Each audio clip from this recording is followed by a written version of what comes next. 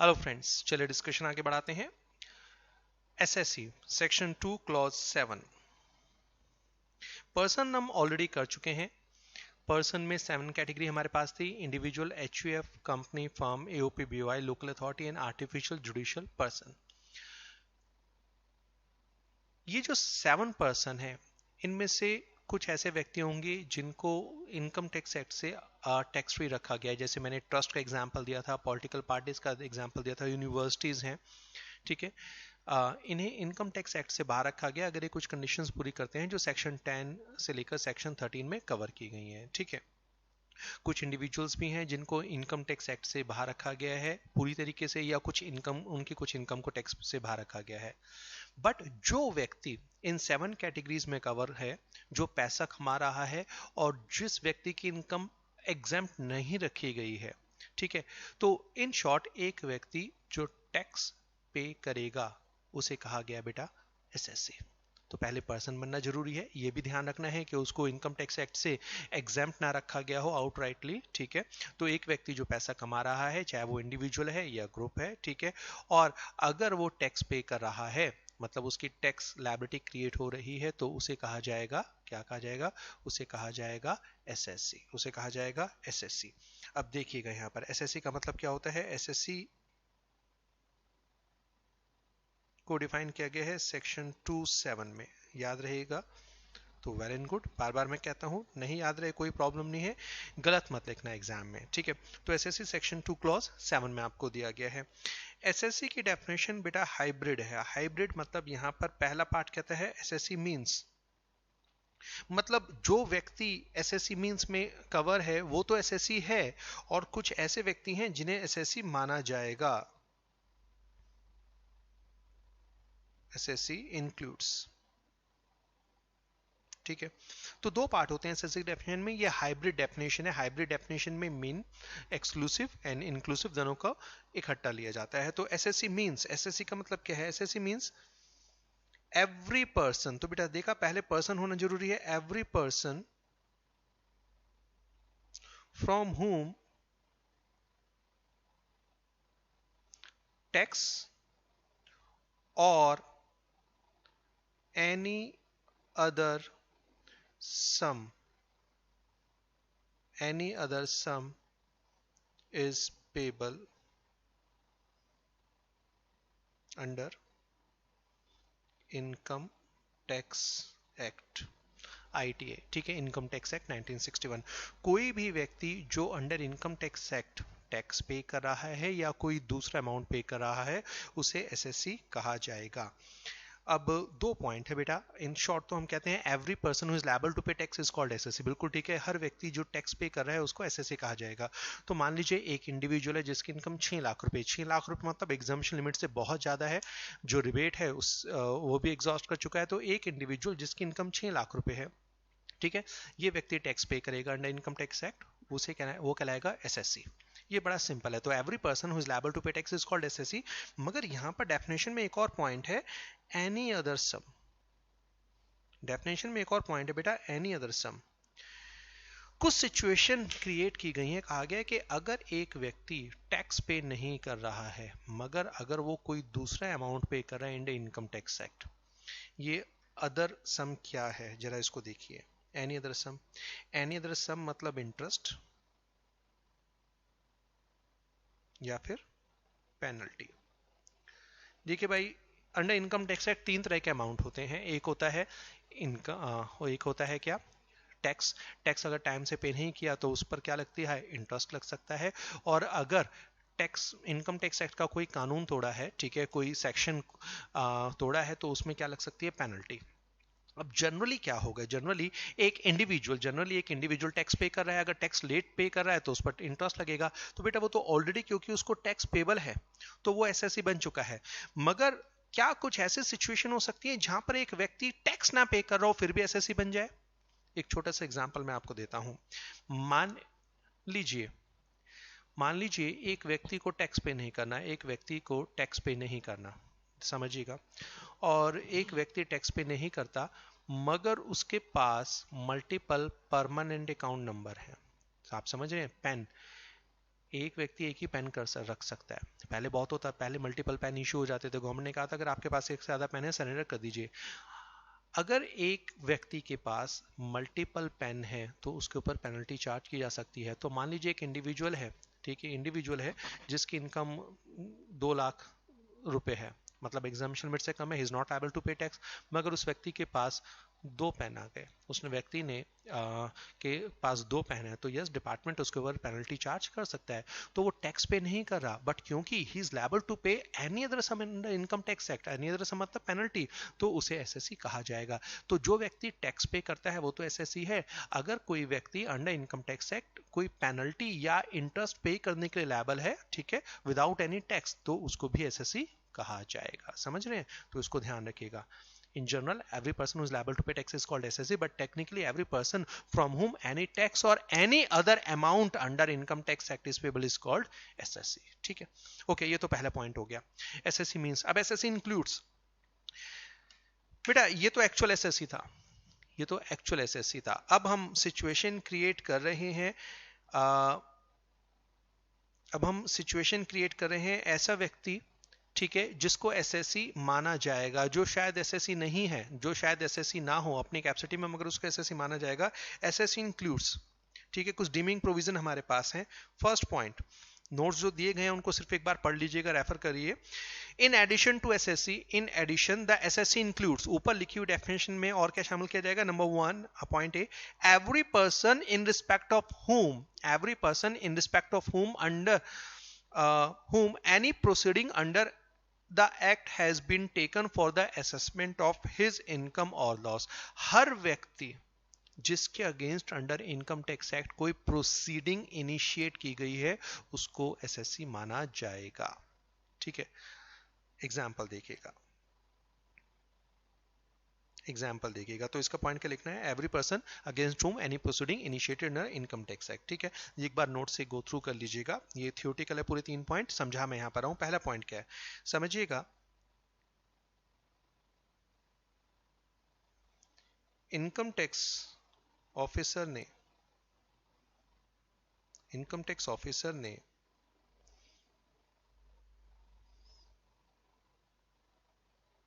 Letter भेजा, income tax act ने letter भेजा सोहन को और मोहन को। सोहन के लेटर में लिखा था does your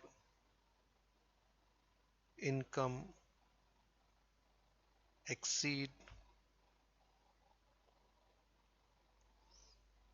tax free limit. Mohan को जो लेटर दिया गया उसमें लिखा था as per our records your income exceeds tax free limit and we are starting assessment, assessment मतलब calculation of tax, we are assessment। ठीक है, असेसमेंट, और अगर कोई प्रॉब्लम है तो आप हमसे आकर मिलिए। अब सोहन को तो लेटर का जवाब देना है, मोहन को कहा गया कि देखो मोहन, ये दोनों दोस्त हैं, सोहन मोहन दोनों दोस्त हैं, ठीक है। सोहन के पास एक लेटर आता है डिपार्टमेंट से, सोहन से एक सवाल पूछा जाता है क्या आपकी इनकम एग्जामिशन लिमिट को क्रॉस कर रही है, कृपया जवाब दीजिए। मतलब एक सिंपल इंक्वायरी लेटर बेटा, ये जो है ना, ये सिंपल इंक्वायरी लेटर है। मगर जो मोहन को दिया गया है, they are not asking any question. ठीक है, रादर ये कहेंगे कि देखिए मोहन, हमारे पास ऐसी इंफॉर्मेशन है जिससे ये पता लगा है कि आपकी इनकम एग्जामिनेशन लिमिट से ज्यादा है, आप अपनी रिटर्न भी सबमिट नहीं करते हैं, हम आपकी असेसमेंट शुरू कर रहे हैं। अगर आपको कोई प्रॉब्लम है तो बताओ, हम आपकी असेसमेंट क्यों ना शुरू करें, आपसे टैक्स क्यों ना चार्ज किया जाए। क्वेश्चन यहाँ भी पूछा जाएगा मगर डिफरेंट वे में पूछा जाएगा। ठीक है, अब मोहन को बेसिकली बच्चे जो दिया गया है, दिया गया है, ये दिया गया है बेटा, ये इसको हम कहते हैं show cause notice. Show cause notice कहा जाता है, ठीक है। शो कॉज नोटिस ये इंक्वायरी लेटर नहीं है, मतलब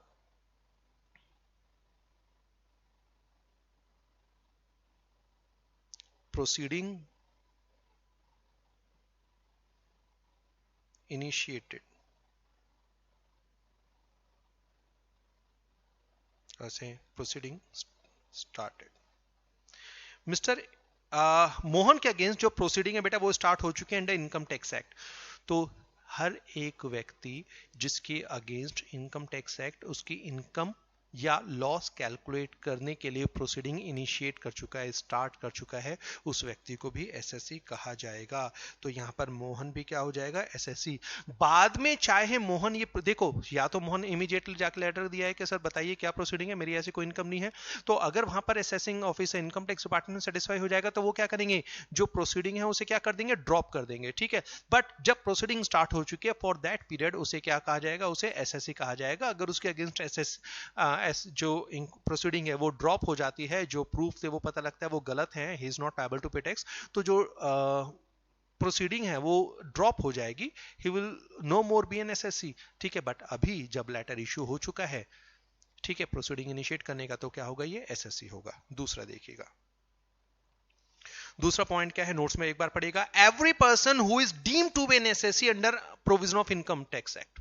एक व्यक्ति जो एसएससी नहीं है मगर उसको एसएससी मान लिया जाता है, बेसिकली जो पॉइंट बी में कवर होता है बेटा, पॉइंट बी में कवर होता है, इसे ये क्या है, deemed to be an assessee, deemed to be an assessee. एक व्यक्ति जो एसएससी नहीं है मगर उसे एसएससी मान लिया जाता है, यहां पर बेसिकली जो कवर होते हैं वो कवर होते हैं representative SSC, representative SSC. Representative SSC generally, जो रिप्रेजेंटेटिव एसएससी रिप्रेजेंट किए जाते, जो क्रिएट किए जाते हैं, वो जनरली ऐसे व्यक्तियों के लिए अपॉइंट किए जाते हैं जो फिजिकली अवेलेबल नहीं है। मान लीजिए मिस्टर ए और मिस्टर बी दो भाई हैं, ठीक है, या चलो अब दोबारा एग्जांपल वही लेते हैं, सोहन एंड मोहन दो भाई हैं, ठीक है। अब पॉइंट ए खत्म हो गया, पॉइंट बी की बात करें, सोहन एंड मोहन ब्रदर्स हैं,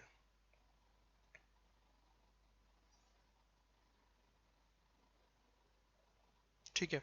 ये जो सोहन है ये रहता है यूएसए में, ये एनआरआई है, नॉन रेजिडेंट इंडियन, ठीक है। और जो मोहन है ये इंडिया में ही रहता है परमानेंट। अब मोहन की अपनी इनकम 10 लाख रुपए, समझना, मोहन की अपनी इनकम 10 लाख रुपए है, तो मोहन क्या है, मोहन अपनी इनकम के लिए है एसएससी। मोहन अपनी इनकम के लिए क्या है बेटा, एसएससी, क्योंकि मोहन पैसा कमाता है और उसके ऊपर टैक्स पे कर रहा है, तो मोहन एक एसएससी है। सोहन की इनकम इंडिया में है 4 लाख रुपए, समझना, सोहन की इनकम इंडिया में है 4 लाख रुपए। क्योंकि सोहन भारत का नॉन रेजिडेंट है, ये आगे पढ़ेंगे, सोहन भारत का नॉन रेजिडेंट है, तो जो वो यूएसए में पैसा कमा रहा है वो तो यूएसए में ही टैक्सेबल होगा, इंडिया में टैक्सेबल नहीं है।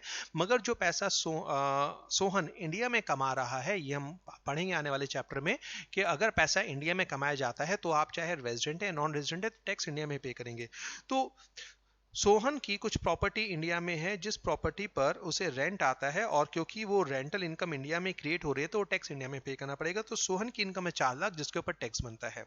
अब सोहन तो रहता है यूएसए में, तो सोहन क्या कहता है, सोहन कहता है भाई देखो मोहन, मैं तुम्हें एक एट पावर ऑफ अटॉर्नी तुम्हारे फेवर में कर देता हूं कि मेरी जितनी भी डेट, जो भी मेरी कार्रवाई है इनकम टैक्स डिपार्टमेंट के साथ, वहां पर तुम मुझे रिप्रेजेंट करोगे, तुम मुझे रिप्रेजेंट करोगे। तो अब समझना, यहां पर मोहन अपनी इनकम का जो टैक्स भरेगा, अपनी इनकम टैक्स रिटर्न भरेगा, वहां पर मोहन एक्चुअल एसएससी है। मोहन कौन है, मोहन यहां पर फॉल करेगा, ठीक है, मींस की पार्ट में बेटा यहां फॉल करेगा।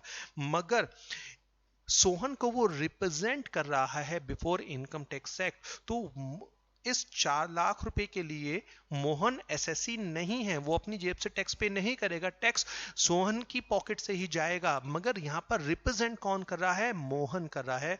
तो यहां पर for this 4 lakh Mohan is deemed assessee, deemed to be an assessee भाई ऐसे नहीं मान लिया जाएगा, यहाँ पर प्रॉपर पेपर वर्क होते हैं। एक पेपर साइन किया जाएगा जिसमें पावर ऑफ अटॉर्नी दी जाएगी सोहन की तरफ से, और मोहन उसको एक्सेप्ट करेगा, साइन करेगा कि ठीक है मैं सोहन को रिप्रेजेंट करूंगा, अपने भाई को रिप्रेजेंट करूंगा before income tax act.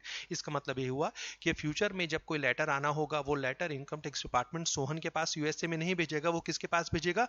Mohan के पास। ठीक है, सोहन के नाम से आएगा मगर किसके पास? मोहन के पास। ठीक है, फाइनली जो भी टैक्स है वो सोहन की पॉकेट से जाने वाला है। तो ये रिप्रेजेंटेटिव एसएससी के लिए बेटा वर्ड यूज होता है। थर्ड पॉइंट ये इंटरेस्टिंग है, इसके ऊपर एग्जाम में आपसे अलग से क्वेश्चन बन सकता है, और ये बार बार पढ़ने में भी आपको आएगा। जब हम टीडीएस का चैप्टर पढ़ेंगे, पीजीपी पढ़ेंगे, तो वहां पर ये वर्ड आपको सुनने के लिए मिलेगा। C point, deemed to be an assessee in default. एक व्यक्ति जो अपनी गलती के कारण एसएससी मान लिया जाता है, एक व्यक्ति जो अपनी गलती के कारण एसएससी मान लिया जाता है। ठीक है, अब इसका एग्जांपल देखिएगा, ध्यान से सुनिएगा क्योंकि इंपॉर्टेंट पॉइंट है। XYZ लिमिटेड की इनकम 10 करोड़ रुपए है। XYZ लिमिटेड की इनकम 10 करोड़ रुपए है। तो बेटा इस 10 करोड़ रुपए के लिए XYZ लिमिटेड क्या है? XYZ limited is an SSC, actual SSC है। ठीक है, XYZ लिमिटेड की 10 करोड़ रुपए की इनकम है। इस पर जो भी टैक्स पे करेगी, कौन पे करेगी? XYZ लिमिटेड पे करेगी। तो यहां पर XYZ एक्चुअल एसएससी है। डन। अब देखिए दूसरी सिचुएशन, XYZ लिमिटेड को 10 लाख रुपए पे करना है मिस्टर ए को। XYZ लिमिटेड ने 10 लाख रुपए पे करना है मिस्टर ए को। इस 10 लाख रुपए के ऊपर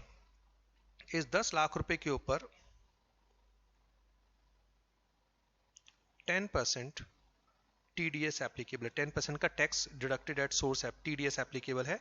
मतलब ये टीडीएस के चैप्टर में पढ़ेंगे कि जब एक व्यक्ति पैसा देता है, अगर उसके ऊपर टीडीएस का प्रोविजन एप्लीकेबल है, तो वो टैक्स काटकर गवर्नमेंट को जमा कराता है और बाकी पैसा पेई को दे देगा। पेई इस टैक्स का क्रेडिट क्लेम कर सकता है। ठीक है, ये पढ़ेंगे आने वाले लेक्चर्स में। अब XYZ लिमिटेड ने मिस्टर ए ने कुछ सर्विसेज दी थी फॉर 10 लाख।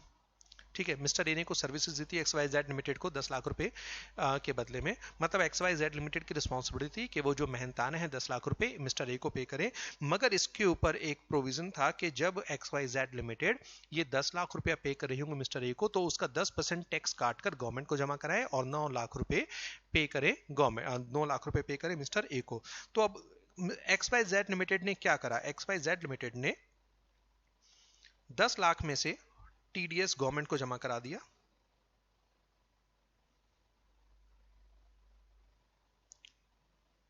टीडीएस जमा करा दिया एंड बैलेंस 9 लाख रुपीस का जो चेक है वो किसको दे दिया? मिस्टर ए को दे दिया, और साथ में 10 लाख जो टैक्स काटा है उसका सर्टिफिकेट भी दे दिया। मतलब मिस्टर ए वो क्रेडिट क्लेम कर सकते हैं। तो अभी ये समझिए कि जब XYZ लिमिटेड ने 10 लाख रुपए मिस्टर ए को देने थे, तो XYZ लिमिटेड की रिस्पॉन्सिबिलिटी है एज पर लॉ कि वो 10% टैक्स काटकर गवर्नमेंट को जमा कराए, गवर्नमेंट का हिस्सा, और बाकी 9 लाख रुपए मिस्टर ए को दे दें। यहां तक तो सिचुएशन ठीक थी। प्रॉब्लम क्या हुई?